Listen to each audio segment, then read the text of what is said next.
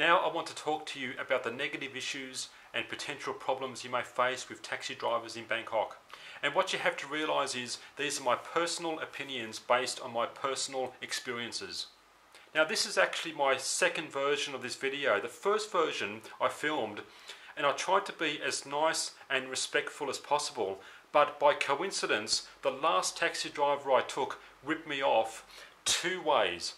And it's no holds barred now. I'm going to cut loose, and frankly I've had it up to here with taxi drivers in Bangkok. I'll quickly talk about the example. The fare was 89 baht. I gave a 100 baht note and asked for 10 baht change. Now I already suspected that he took a longer way, so I think I was overcharged in the first place. He gave 7 baht back, not 10 baht, so he shortchanged me right then and there. And that's not even on this list here.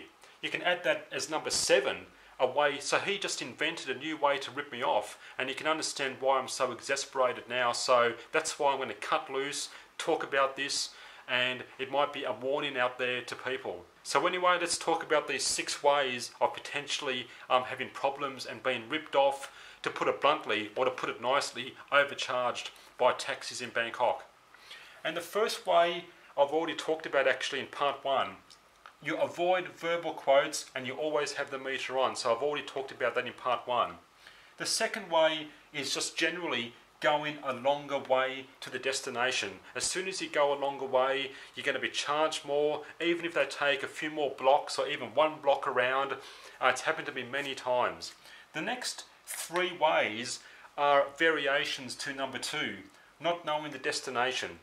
Now, they're going to drive in circles, stop and ask people and so forth. You're going to go obviously longer and get charged more.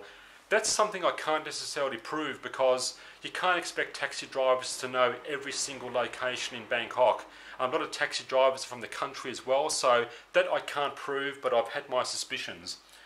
Number 4 is taking the good old shortcut around traffic. You know, they're going to go down all these laneways and alleyways, go right around somewhere. And again, I can't prove that. Maybe they're trying to be genuine, but I've really had my suspicions at times. And number 5 is taking you to the wrong place, which obviously is further away. They're thinking you're going to be none the wiser. They're going to drop you off somewhere, take your money, and never see you again. That's happened to me, okay? So that's another issue. And the 6th issue there is having no change. Taxi drivers will quite often have no change, which is incredible, thinking they deal with customers and money all day. But to me, it's just a scam to get some more money out of you.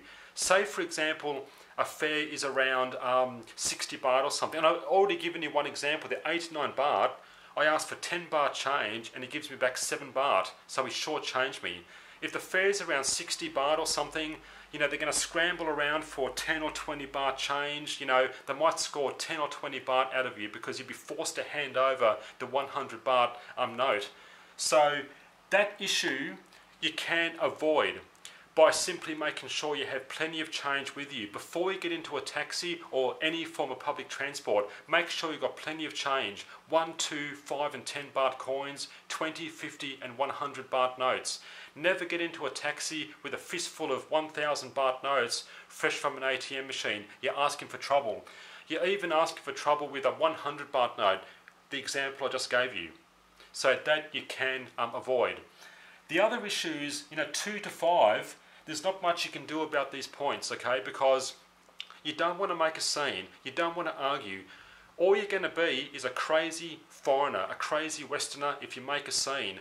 You're going to have to grin and bear it and leave it and accept it. I know it's hard to swallow sometimes, but that's what you're going to have to do. The chances are, a lot of Thai people don't have much regard for Westerners as far as I'm concerned, and if you start arguing and making a scene, you're going to go down a million miles even lower in their estimation, and you might get Thai people around coming in, supporting the Thai person, the taxi driver, and like I said, you're just going to be a crazy Westerner if you make a scene or argue.